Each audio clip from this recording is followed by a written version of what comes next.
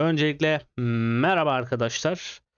Süper Ligimizin ikinci haftası başladı ve yine karşınızdayım. Geçen hafta ödüllerini izlediyseniz eğer Süper Rare kadronun $700 bir ödülü vardı ve yanında diğer kadrolarla birlikte yaklaşık $800 bir ödül kazanmıştık ama bunun büyük bir kısmı Süper Rare'de olduğu için her hafta artık bana o hafta için iyi ödül getiren kadroları ödüllendirmeye çalışacağım. Sürekli upgrade ederek daha da iyi kadrolara sahip olup daha da iyi ödüller kazanmaya çalışacağım. Bu hafta Süper Rare kadroyu ödüllendirdim. Çok beğendiğim isimlerden biri olan Alexander Ciku kartının Süper Rare yeni sezonunu ekledim galerime. Yanlış hatırlamıyorsam 334 $335 civarında bir alım yapmıştım kendisini. Bence Juki için gayet iyi bir fiyat olduğunu düşünüyorum. Onun dışında da zaten diğer 4 isim aynı olacak geçen haftayla ama Beşiktaş'ın bu hafta biraz daha skor üretebileceğini düşünüyorum. Özellikle Rafa önderliğinde.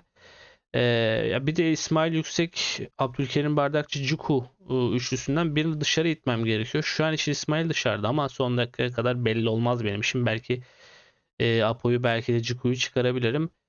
O yüzden şimdilik kadro bu şekilde gözüküyor ama değiştirme ihtimali de var, onu belirteyim. Yani Beşiktaş'ın clean her zaman riskli çünkü Masuaku da şu an oynamayacak gibi gözüküyor. Sanırım bir izin almış takımdan. O zaman sol bekte Topçu oynayacak. Emirhan Topçu oynayacak. Stoper ikilisi Paulista net değil. Eğer Paulista oynarsa biraz daha içim rahatlayabilir. Oynamazsa yerine Necip oynayacak vesaire. Biraz sıkıntılı durumda defans hattı ama içeride umarım gol yemez Beşiktaş. Hem Galatasaray karşısında 5-0 kazandı hem de Samsunspor karşısında gayet iyi oynayan bir Samsunspor'a karşı gol yemedi. İyi sınavlar bende defans hattında ama çok işlevsel değil yani. Bence Beşiktaş defans hattı bayağı sıkıntılı. O yüzden çok güvenemiyorum Kılıç'ta ama yine de Mert abimize güvendik ve koyduk kendisini. Daha sonrasında da Rafa Semih Kılıçsoy işbirliğiyle yine bir gol bir asist, totalde birer gol birer asist yaparlarsa birbirlerine bizi mutlu ederler. Apo Kerim ve Ciku'dan da zaten çekincemiz yok. Sorar nezdinde çok iyi puanlar yapan isimler. İkisinden birinden bu hafta kornerden bir gol bekliyorum. Bakalım hangisi atacak. Challenger Classic aslında buradaki üçüncü kadrom. Çünkü ikinci kadro bu. Challenger'a kapsamıyor. MLS şu an Ligas Cup isminde bir uluslararası turnuva maçı oynuyorlar. Bu turnuvada maalesef Challenger kapsamına girmiyor. Gerçi maalesef mi demeliyim dememeliyim bilmiyorum. Çünkü eğer girseydi rakibimiz daha fazla olurdu Challenger tarafında. Onu da düşünmek lazım. Ama MLS bu tarafta o tarafta kapsamda olmadığı için Challenger tarafında mecburen Cap 250 adındaki özel turnuvaya katıldım ama buradaki katılımda muazzam seviyelerde gerçekten.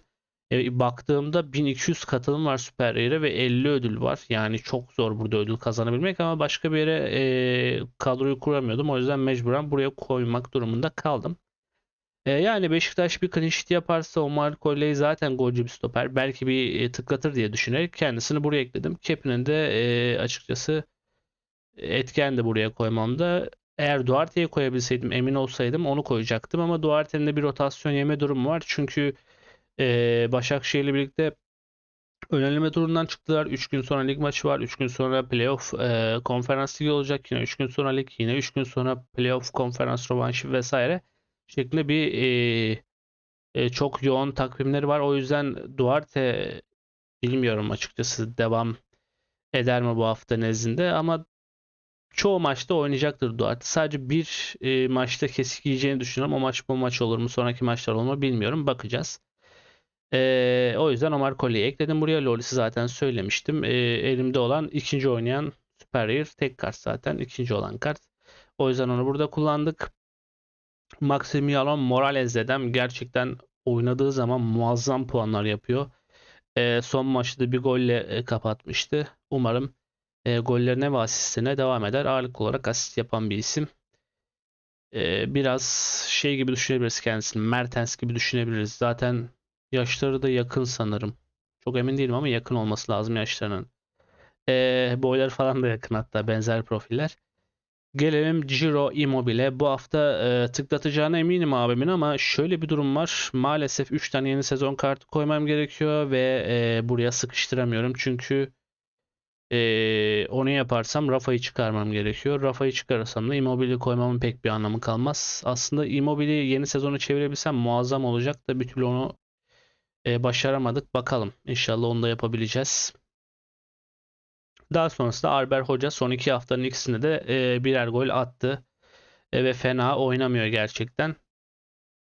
Yani hep güzeli fena bir kadro değil ama tabii ki çok fazla katılım var ve şansa ihtiyacımız olacak. Onu belirteyim. Gelelim Challenger Süper Lig taraftan üçüncü olan kadromuz. Yani muhtemelen Ali Vural yine oynamayacak. Ama %100 yedek olur da diyemem. O yüzden attık yine bir umut. Yanına defans tandemlemek için Uroš Sadaković, Aleksandr Maksim'i kaptanladım. Samsunspor karşısında oynuyorlar ama Maksim zaten bütün duran topları kullandığı için illa bir şekilde gol atacaklardır ve o golün ya asistini ya da golün kendisini atacak isim Maksim olur diye düşünüyorum. O yüzden kendisini kaptanladım.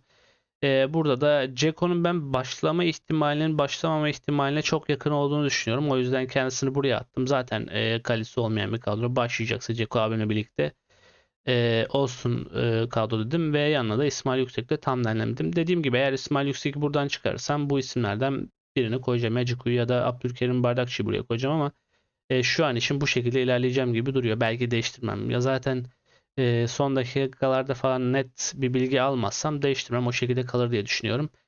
Gelelim Challenger Division yeni sezon turnuvasına. Challenger Division yeni sezon almadı. Challenger in Season Division 3 kadroma. Geçen hafta 4'teydik. Bu hafta 3'e çıktık.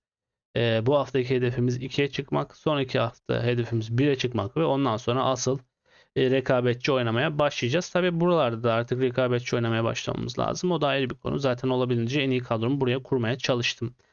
Muslera, Ciku, İrfan Can Kahveci, Dries Mertens ve Rafa Silva ile birlikte ikişer ikişer ve Beşiktaş'tan bir kartla tamamladım.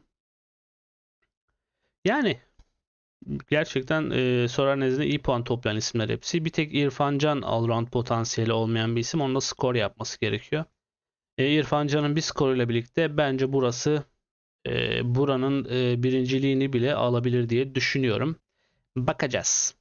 Gelelim Challenger Classic Limited'da bir tane kadro kurdum. Birkaç tane daha kurarım ama onları buraya eklemek istemedim. Çok fazla kalabalık olsun diye. Muhtemelen çok iddialı kadro olmayacaklar. Çünkü en iddialı kadro bile bu oldu. Division 2'de eski sezonda bir kadrom varmış Limited'da. Oraya Beşiktaş stake attım. Mert Günok, Paulista, Gedson Fernandes, Semih Kılıçsoy, Rafa Silva'yı kaptanladım. Dediğim gibi Paulista'nın durumu net değil. Oynayabilir veya oynamayabilir. Ona göre burayı değiştireceğim. Kole'yi koyabilirim. Bilmiyorum. Bakacağız. Yani Masuaku da patladı. Masuaku da koyamıyoruz. Elimizi kolumuzu bağladılar Beşiktaş defans kartı olarak. Biraz sıkıntılardayız. Evet. Cap 250 Rare'a da bir kadro kurdum. Şöyle bir şey. Bu arkadaş Sassuolo alt lige düştü ve bu arkadaş geçen sene 3. ligde tamam tüm maçları oynadı takımıyla birlikte. Ve üst lige çıkamadılar. Yani 2. lige çıkamadılar ve Sassuolo'ya geri döndü. Kiralık olarak gitmişti. Bu noktada oynayacak mı oynamayacak mı emin değilim ama ortada bir durum sanırım oynayıp oynamama ihtimali. Cap'i de düşük. O yüzden kendisini burada tercih ettim. Daha sonrasında Abdülkerim Bardakçı, İrfan Can Kahveci ikilisiyle Süper Lig'den ilerledik. Kaptanımız İrfan oldu. Bir skorla birlikte iyi puanlar yapabilecek diye düşünüyorum. Daha sonrasında Rare tarafta forvet kartım olmadığı için Marius'u burada kullandık gibi duruyor. Eğer bir değişiklik yapmasam Marius burada olacak ve Goat'ım Akiro Ienega. Geçen hafta takımdaki bütün isimler iyi puan yaparken kötü bir puanla tamamlamıştı. Bu hafta kendisini affettirir diye tahmin ediyorum. Yani kağıt üstünde gerçekten burası da fena bir kadro olmadı. Kaleci oynar. Düşündüğüm skorlar olursa diğer kartlardan belki ödül gelebilir ama dediğim gibi Kep 250'lere manyak bir katılım var gerçekten. Muazzam seviyede katılımlar. Limited'a baktım gözlerim kamaştı. 30 bin üzerinde falan katılım var sanırım. Rare'e Rare'e de baktım. 12 binin üstünde katılım var Rare'da yanlış hatırlamıyorsam. Yani çok garip rakamlar ve 400 ödül var galiba Rare'da. Çok zor işler. Bakalım. Yani çok inandığımızdan değil de biraz şansımızı deneme kadro oldu. Çünkü Cap 150'ler gerçekten sıkıntılı durumdalar. Eğer Challenger'a vesaire kurabiliyorsanız kurun bence. Çünkü Cap 250 kadrolar ödül almak bakımından gerçekten zorlar. Burada iki kadrom daha var. Bunları da gösterip videoyu kapatacağım. Challenger'da üçüncü bir kadro yaptım Super Rare'da. Burada aslında 4 isim de benim beğendiğim isimler ama tabii ki kalitesiz bir kadro olacağı için pek şansı yok gibi gözüküyor. Belki iyi puan yaparsa 4 isimde bir kart ödülü alırız, şansımız yaver giderse. Leo Duarte dediğim gibi rotasyona gidebilir diye buraya attım kendisini. Yusuf Sarı, yani Fenerbahçe ile başladılar. O yüzden tam olarak kendisini test edebileceği bir takım değil Fenerbahçe. Daha çok Rize maçında kendisini test edebilecek diye düşünüyorum. Çünkü açık alanlar bırakan bir takım da Rize aynı zamanda. Bakacağız. Haji Wright sanırım biraz maç eksiği varmış. Onu kapatmaya çalışıyor. Kupa maçında 60 dakika oynadı. Bu maçta da az başlayabilir. Başlamasa bile ikinci yarı oyuna girecektir diye düşünüyorum. Yine Mamadou Fall. Ben Hatayspor'un Kasımpaşa karşısında kaybedeceğini düşünüyorum. Kasımpaşa'nın bu hafta 3 puan ayrılacağını düşünüyorum ve bol gollü bir maç olabilir diye tahmin ediyorum. Bakalım tahmin ettiğim gibi olacak mı?